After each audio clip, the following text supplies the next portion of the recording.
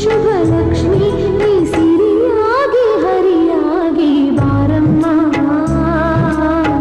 ಬಡವರ ಮನೆಗೆ ದಯ ಮಾಡಮ್ಮ ಅಮ್ಮ, ಬಾರಮ್ಮ ಬಡವರ ಮನೆಗೆ ದಯ ಮಾಡಮ್ಮ.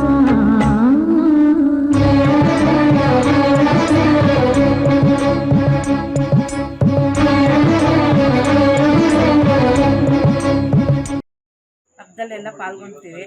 ನಮಗೆ ಇದು ಮಾಡೋದು ತುಂಬ ಖುಷಿ ಆಗುತ್ತೆ.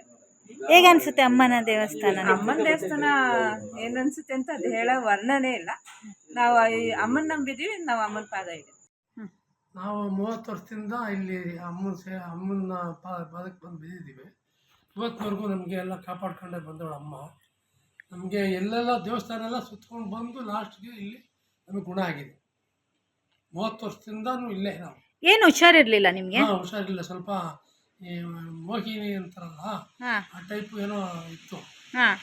ಅಮ್ಮ ನಾನು ನಡ್ಕೊತೀನಿ ಅಂತ ಬಾಯ್ಬಿಟ್ಟು 30 ವರ್ಷದಿಂದಲೇ ಹೇಳ್ತಾರೆ. ಅದೇ ರೀತಿ ಅಮ್ಮ ನಡ್ಕೊಂಡು ಕರೆಕ್ಟಾಗಿ ಏನು ತೊಂದರೆ ಇಲ್ಲ. ಈಗ ಅದೇನು ಸಣ್ಣ ಪುಟ್ಟ ಮಾಮೂಲಿ ಕೆಮ್ಮು ಜ್ವರ ಬರ್ತವೆ.